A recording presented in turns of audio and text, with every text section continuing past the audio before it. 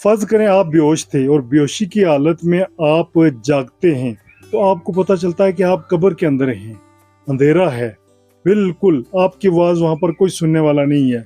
आप शोर करें, चाहे चिल्लाएँ, जो भी करें, आपकी बात कहीं पहुँच नहीं रही है।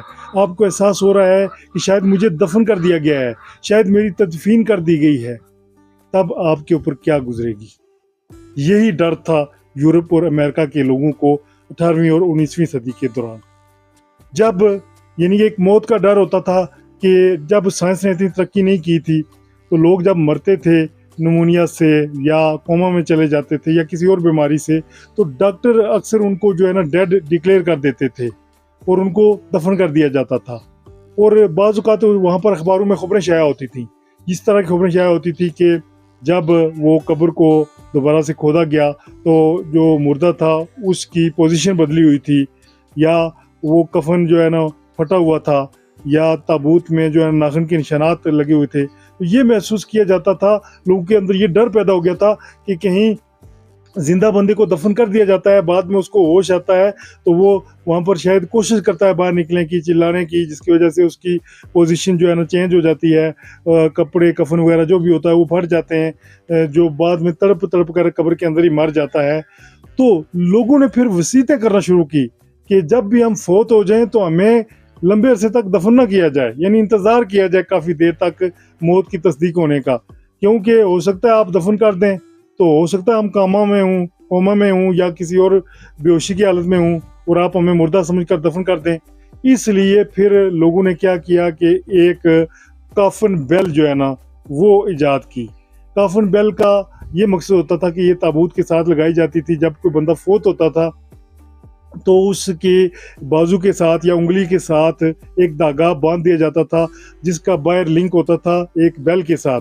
अगर बंदा गलती से, अगर वो मुर्दा नहीं था, गलती से तदफीन हो गई उसकी, तो अगर वो अंदर कब्र के जिंदा होता था तो हरकत करता था, उसके बाजू हरकत करते थे या उंगली, तो बाहर बेल बजती थी।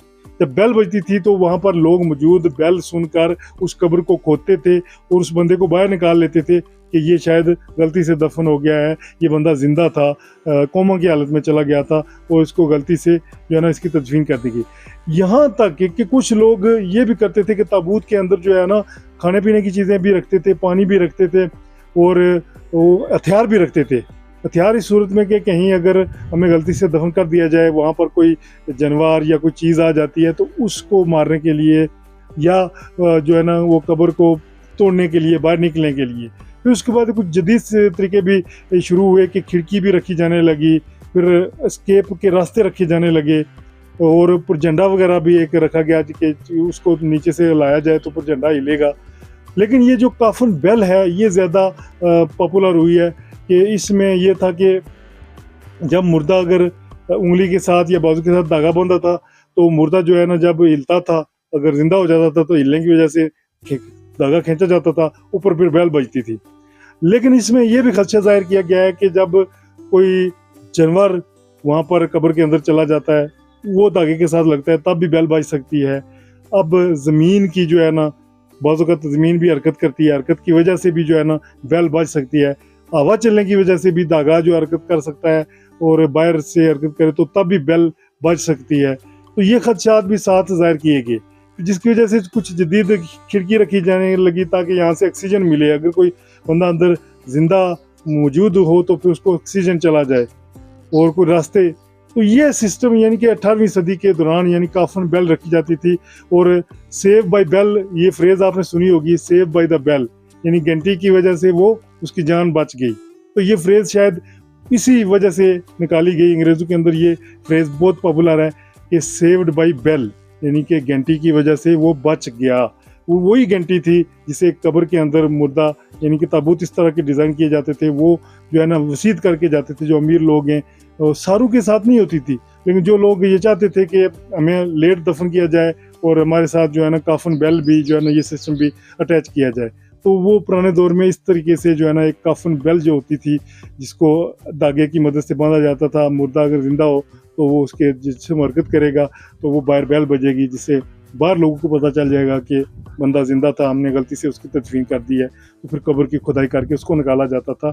लेकिन ये रेयर केसेस होते थे, अक्सर केसेस में ऐसा नहीं होता था। बैल बाज़ जैसा कि मैंने आपको बताया, हवा की गर्दिश से ज़मीन भी बाज़ों का सिरकती है, तो जिसकी वजह से या कोई जानवर अंदर चला जाए तो उसकी वजह से भी ये बैल बज सकती थी।